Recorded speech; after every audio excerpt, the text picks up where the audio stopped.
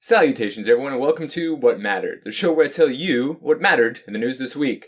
I know we're all reeling from some terrible news this week, but I've got kitty cats. Is that not enough? It's okay, there are more cats. We can always try more cats.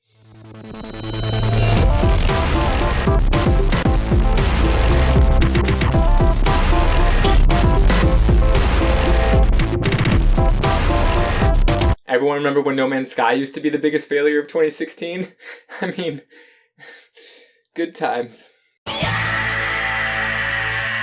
We did get some good news this week on N7 Day, especially November 7th, where we got a new Mass Effect Andromeda trailers, bunches of bevy of info across very many platforms and interviews and Game Informer articles and NeoGAF rundowns about all the things about Mass Effect Andromeda that we now know that we previously didn't, so we can all get hyped for when it finally does come out in March. There's a deluxe edition, there's like a super deluxe edition, there's the Tempest ship, aka Mako 2.0, that you could remote control with the Mega Ultra Super Duper Edition, which is a little underwhelming as far as Super Duper Editions go.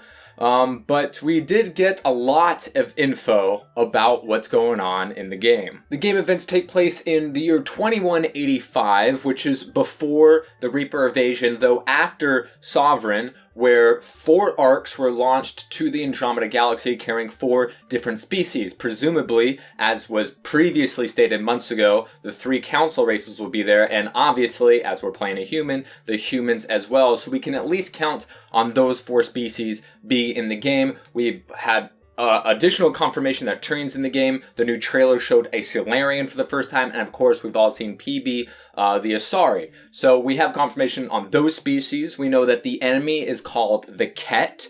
We will be playing Scott or Sarah Ryder, where previously Shepard, named after the first man in space, now a Ryder, named after the first woman in space. And you'll be able to play either the daughter or the son of Alec Ryder, and you won't have to choose which exists in the universe. Whether you choose Scott or Sarah, the other will still exist and will be on your ship, and you can form a relationship with them just like all of the other crew members.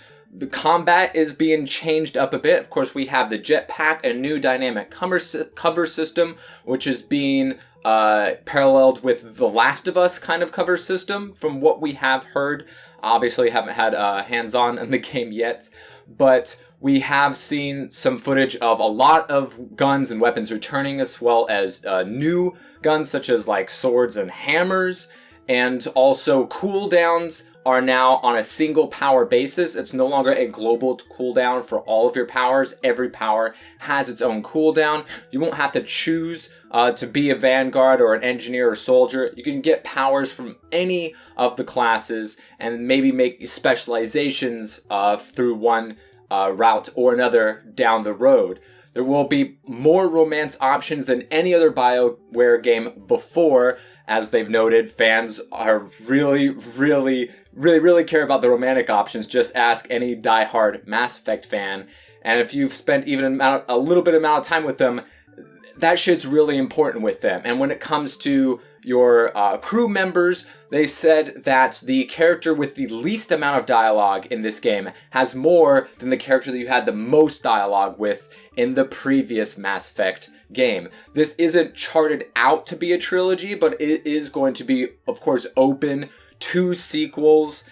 And they're changing things up a lot. This game's going to have a lighter tone, as which it seems to have been shown in the previous trailers and content that we've seen thus far. Of course, there's going to be tons of new stuff. They're keeping most of the things, their info close to the chest. We're going to be hearing some new stuff at the Game Awards in December, where we're going to be seeing gameplay for the first time, which is really exciting to see this game running on that Frostbite engine, because what we have seen looks very glorious. We're still mostly in the dark about the storyline, but a lot of people want to be surprised and they want to explore, as is with the theme of the game. Mass Effect 2 and Mass Effect 3 are now backwards compatible on Xbox One, which was at no surprise, and they run very, very smoothly on the Xbox One. I can assure you, and are super duper fun. Come play some Mass Effect multiplayer with me every Monday, hashtag Mass Effect Mondays.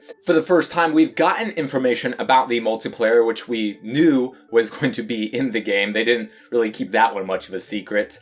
It's going to be card-based for, XP and unlocks, just like in Mass Effect 3 or, FIFA or Madden and those kind of games. So no new surprises there. There will be microtransactions, but they aren't necessary to unlock anything, just like in Mass Effect 3. And if the pre-order, a few of the pre-order editions will come with some free packs right at the start. Some of them for multiple months, and there's the one for just one at the get-go. You will be able to choose what planet and what difficulty and what race of enemies you will be fighting. There are also new added modifiers to make the games more difficult or easier, and that will obviously, if you make it easier, like you add the modifier that you do more damage, you'll get less rewards for it. But if you add a modifier that says like you have less health, then you'll get more rewards for it. And these will give you mission funds, and there will be preset ones with modifiers on it. And these mission funds will finally allow us to unlock specific things instead of being at the graces of the RNG gods to get the unlocks that we want. So that is fantastic news. More akin to Dragon Age Inquisition, and the fact that, you were able to craft items that you wanted instead of having to deal with all that RNG goodness. So that's fantastic. There's also going to be a prestige system, which will reward you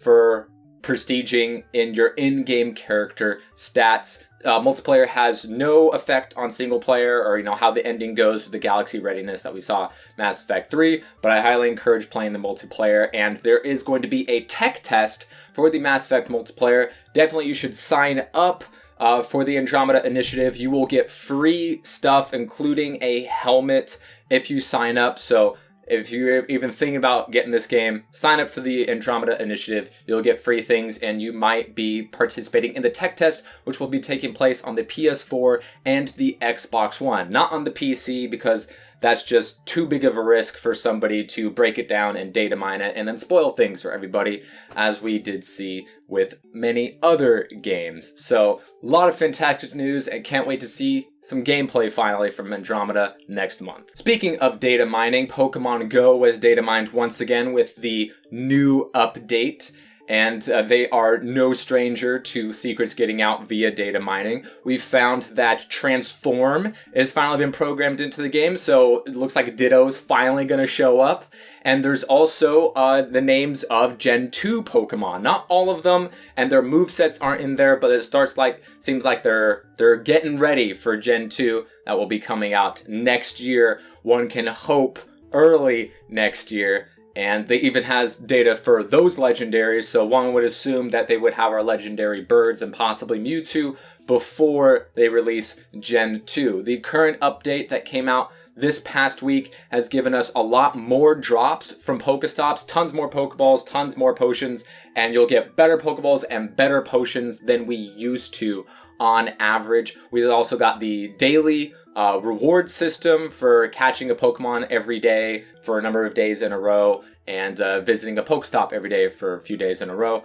Very, very smart, rewards the players, and it keeps people's attention after the success of the Halloween event. Hopefully there's going to be a Christmas and or New Year's events that can give us more awesome goodness and reasons to play the game, and we're just going to have to wait for the good stuff because everyone's Pokedex is starting to fill up. I myself am only missing 9 Pokemon that is catchable, not counting the ones that you can't catch in the Americas without the legendaries, of course. So yeah, things are looking up. Black Friday is just around the corner. We already have sales going on through all your digital platforms and at your brick and mortar stores. So it looks like there's going to be tons of different bundles for PS4 and Xbox One, starting as low as $250 and going up to $300 depending on the memory drive of the console you get. There are different bundles with different games. Sometimes you'll get free games, up to like 3 that I've seen thus far on Toys R Us and Best Buy. So that's really cool. We also see some marking down of some pretty popular games. Titanfall 2 and Overwatch are being priced down to $35 through pretty much every single retailer, as well as Battlefield 1 and Call of Duty Advanced Warfare Legacy Edition is getting $20 knocked off of that. Some of those sales are even going on as we speak right now on sites such as Amazon. And we can all get the games on the cheap that maybe we missed out on or we're waiting for, even if it was just a couple of weeks, such as Battlefield 3, where we can get it at almost half the price. So that's pretty cool. And if you haven't gotten Overwatch yet, you should get Overwatch. And of course, this week, as always, we have a new Nintendo console to talk about. Not the Switch this time, but the NES Classic has come out, and they're all gone. People bought them up, stores had like 5 or 6, and they really underestimated demand, as Nintendo always seems to do, especially when it comes to their nostalgic properties. Now, I know everything is available on emulator, and everything's really easy to do with Raspberry Pis and all that good stuff, but it's $60, HDMI, it's super easy, you don't have to do anything, it's legal, and people really, really like the cute little nostalgic things. So, yeah, good luck getting one. It's been going on and off online through many different retailers. So hopefully, if you want it, you'll be able to grab it, because we've already seen them going on eBay for as much as $500 and being tried to be sold for as much as $1,000. Anywho, that is what mattered this week. If you would like to know what matters in the future, hit the subscribe button. One of these videos comes out every single Saturday. Hope you all enjoyed, stay safe, and I'll see you next time.